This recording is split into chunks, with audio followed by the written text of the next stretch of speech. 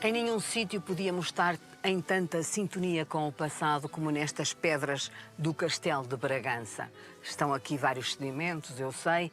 Para si, essa ligação aos seus ascendentes, isso é vital? Não, não acho que seja vital. É importante como referência, é histórico, mas para mim não é vital. Passava bem sem estar aqui neste castelo. Preferia estar num olival. Tenho mais a ver com as oliveiras do que com este castelo. Ainda por cima este castelo está refeito. Mas não é por isso. Eu não gosto de castelos. Lembro-me guerras. São fortalezas? São fortalezas. São postos Lembro militares? muros. São defesas. Estratégias de defesa. Eu gosto mais da liberdade de um olival ou de uma vinha. Marcas do passado é fundamental. Porquê que uma oliveira é mais importante para si? As oliveiras também fazem, por vezes, quando são centenárias. Eu sei que se preocupa muito com as árvores Bastante, porque estão a centenárias. arrancá-las para as queimarem e no lugar delas plantam outras culturas que dão mais dinheiro, sobretudo agora estas plantações intensivas que há por todo o país, porque isso é que dá dinheiro. Não se pode deixar as árvores centenárias serem destruídas. Quando uma mulher começa a engrossar e a ficar mais forte, eu acho que é como uma árvore centenária. Também ganha nódulos, ganha rugas, ganha... O que é normal no corpo humano é realmente transformar-se e engrossar, como uma oliveira. Eu muitas vezes identifico-me com as oliveiras. E quando era pequena e via assim uma toda carcomida com um grande buraco, gostava de se meter dentro, esconder-se. Sim, e eu adorava brincar dentro do olival porque já eram árvores muito, muito velhas e nós brincávamos lá dentro.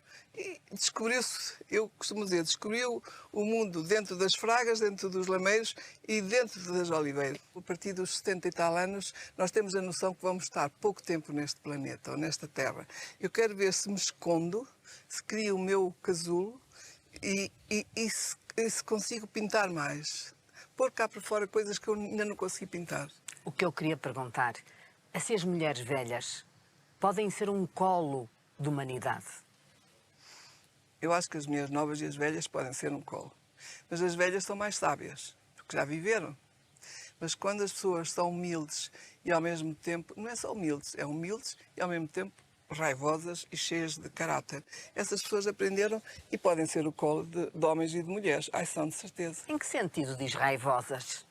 Porque às vezes é preciso ter raiva para enfrentar certas dificuldades. Raiva é É aquela lutar. coisa, É lutar. há de Eu quando sair. vejo... Há dias vi um filme sobre ciganos, da Raia, a dançarem o flamengo. Eu disse, que fantásticas estas mulheres. A raiva com que elas dançam é extraordinário, não é? Nós vemos a pintura, só podia ser, o Picasso só podia ser espanhol, o Goya só podia ser espanhol, o Velázquez também, o Tápias. Eu acho que nós, no nosso país, ficou-nos um caráter mais brando. Eu não tenho esse caráter. Eu acho que às vezes tenho, não sei se 2 ou 10 costelas espanholas, porque há, com o meu ar um bocadinho calmo, que as pessoas dizem que eu tenho um ar calmo, mas eu sou uma pessoa que muitas vezes digo, vou à luta porque eu acho que preciso ir à luta, não como mulher, também como mulher, mas sobretudo como artista.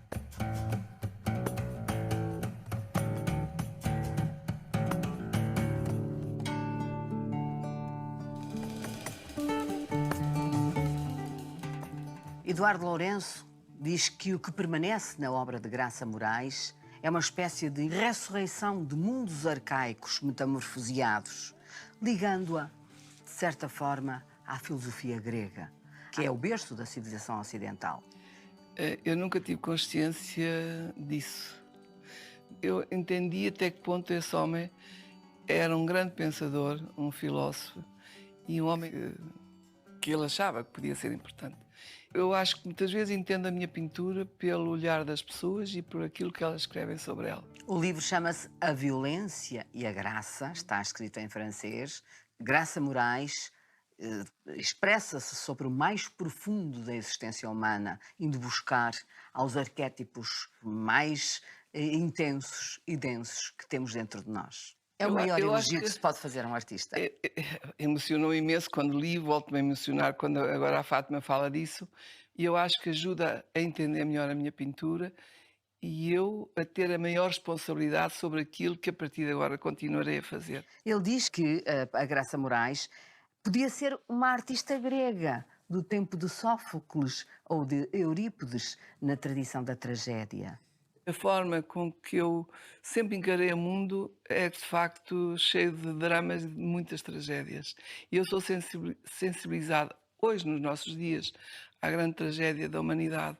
Mas ele não se fica por aí. Ele fala como essenciais na sua obra, juntando a Eurípides, também a questão do eros, do erotismo.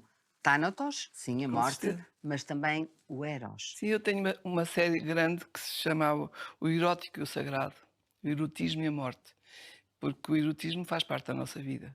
E realmente toda a minha pintura é uma grande reflexão sobre a vida, sobre a morte, sobre os dramas, e é cheia de emoções. Sobretudo, pretendo, em relação a mim própria, refletir sobre isto tudo, mas depois justificar quem sou eu perante mim própria e, sobretudo, passar para os outros um universo que é o universo que nos toca a todos, que nós Talvez todos. por isso, Graça Moraes tenha partilhado a autoria em tantas obras com enormes escritores como Agostina Bessa de Luís, Sofia Melbrenner, Miguel Miguel Torga, Torga, José Saramago. José Saramago e tantos outros, porque eles perceberam em si essa questão essencial, matricial da filosofia grega.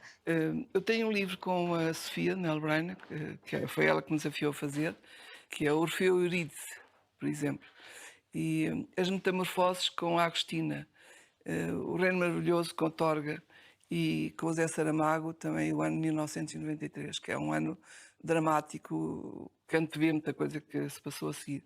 Eu fui de início apoiada, ou seja, reconhecida por alguns críticos de artes dos maiores no nosso país, mas sobretudo pela literatura. E eu acho que os grandes escritores perceberam em mim muito dessa cultura que vem dos gregos, mas também de uma identidade que tem a ver com o nosso país. É a tragédia que nos ergue. A tragédia é, é as injustiças, é uma forma muito estranha do português viver.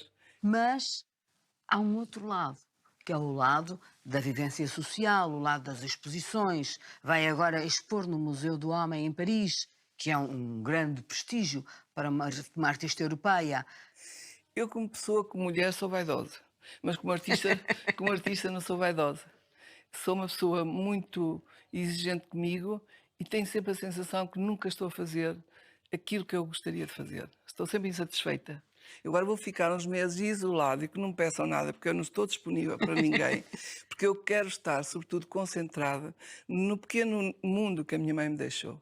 E esse mundo eu vou transformá-lo em arte, em pintura. Eu tenho que mostrar isso. Que no fundo a graça retrata sempre o solo comum da humanidade, não só nas figuras, mas também até nos utensílios, nas tenazes, nas facas, nos objetos que aparecem nas suas pinturas. E é por isso que nos representa a todos. Nós hoje vivemos rodeados de excesso de objetos. Há um excesso de roupa, excesso de sapatos, vivemos num mundo de lixo. Eu tenho uma relação com certos objetos, mas da minha mãe ainda mais. O primeiro brinquinho que eu tive quando nasci, depois o outro brinquinho que eu tive quando tinha já mais idade. As pequenas coisas que não são luxos. Porque essa coisa do brinquinho, que eu fiz uma série de desenhos com mulheres, com o brinco, é o brinco quando são crianças, é o brinco quando já são adultas e depois é o brinco quando ficam viúvas. Hoje isso não acontece.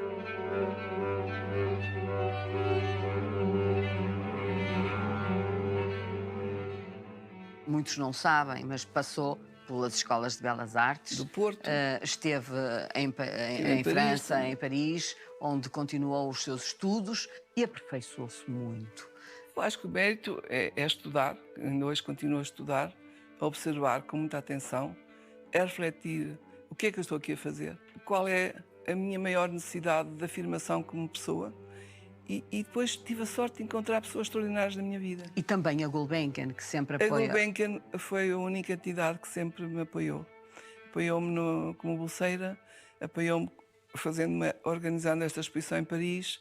Paris nunca a deixa ficar para trás. Falei da exposição no Museu de l'Homme, mas posso falar da Não é uma conferência exposição individual, é uma exposição onde coletiva. coletiva. Mas posso também falar, o Museu de l'Homme também não é um museu qualquer, não Claro. é? Também foi Paris que lhe deu logo alguns dos maiores reconhecimentos. As conferências sobre si na Sorbonne, das quais saíram estudos e doutoramentos e livros, Tudo isso participou para que a Graça Moraes hoje seja uma pintora premiada em muitas latitudes. Eu acho que só os medíocres é que não se apercebem da qualidade dos outros. E, infelizmente, nós temos também pessoas muito incultas, muito medíocres, que ocupam lugares de decisão, tanto nas autarquias como no governo. Eu tenho pena que realmente que não se que se deem tantos prémios políticos e não se coloquem pessoas pelas suas qualidades, porque há gente com muita qualidade que devia estar em certos lugares. Eu acho que nós estamos ultimamente explorados de uma forma vergonhosa no dia a dia, o lado mais prático da vida. Eu tenho que pagar contas, eu tenho que pagar a eletricidade, a água. A Felizmente, internet, felizmente tenho casa, mas há os os seguros, seguros, a os a IMIs. segurança, Desde que se os tenha, impostos ou todos. se é muito pobre e não se tem essas preocupações e vive-se na dependência da segurança social, que é terrível, ou quando nós conquistamos qualquer coisa que nós precisamos também para. Eu preciso de um espaço para pintar, preciso do meu ateliê, preciso. A carga fiscal é tão grande e, sobretudo, as empresas são que não têm rosto. Porque eu, se quiser reclamar com uma conta enorme que recebo da água, da eletricidade, eu estou horas com um telefone que não tem rosto. E isso torna-me tão angustiada, porque digo, mas que mundo é este? Mesmo ao nível da política, há pessoas que fizeram as suas carreiras só na política. Humanamente eles não são completos. E nós, artistas, mesmo que nos coloquem uma medalha, mesmo que digam que somos isto e aquilo, mas naquilo que é mais fundamental é respeitar-nos como seres humanos, que têm que ter espaço e tempo para a sua criação. Pedro Caldeira Cabral, o homem que a acompanha Há há mais de 32 30 anos. anos e que é um dos maiores músicos deste país, e autor também. Músico, musicólogo. Que importância tem um marido que também é artista na sua vida? O Pedro tem sido uma sorte, porque é muito bom dois artistas entenderem-se e perceberem que têm que ter um espaço que é só de cada um. A grande independência que eu tenho em relação ao Pedro e o Pedro em relação a mim ajuda-nos a que o nosso casamento perdure durante estes anos todos. Eu não concordo com tudo o que ele diz e discuto às vezes com ele comigo, porque a paz podre de alguns casais não é saudável. Eu acho que muitas vezes, se nós não concordamos, devemos dizer que não concordamos. E ele até é muito mais culto que eu, tem mais informações do que eu. O pai dele era um sábio, era o professor Francisco Caldeira Cabral, que era um homem notável. Eu tive outra cultura, mais ligada à terra, mais simples, mas depois fui ao longo da vida procurando conhecer, mas ainda não tive tempo de conhecer tudo que eu gostava de conhecer e de ler tudo que conhecer. E não vou ter tempo, só se voltar cá noutra encarnação. Ninguém sabe. O que é difícil, é difícil. Costuma dizer que é hoje nos aeroportos que vê melhor as tensões da humanidade. Onde é que vê a harmonia? Sobretudo as grandes angústias. As grandes angústias hoje estão nos aeroportos. Se nós olharmos com muita atenção para os olhos das pessoas, nós percebemos muito no que vai no cérebro delas e até a história delas. É preciso olhar para elas, dar-lhes importância. E às vezes elas falam connosco. Mesmo sem palavras, nós falamos uns com os outros. Posso considerar que isso é harmonia? É harmonia completa. Porquê? Porque estamos ligados a outro ser humano que não é o nosso marido, não é o irmão, não é, mas também é nosso irmão. Está em outro país e nós por acaso encontramos-lo ali. Eu tenho tido desses encontros no mundo, se calhar porque estão em hipersensibilidade. E quando nós estamos em hipersensibilidade e numa ansiedade para descobrir aquele mundo, esse mundo vem ter connosco. E muitas vezes vem ter connosco através de outras pessoas.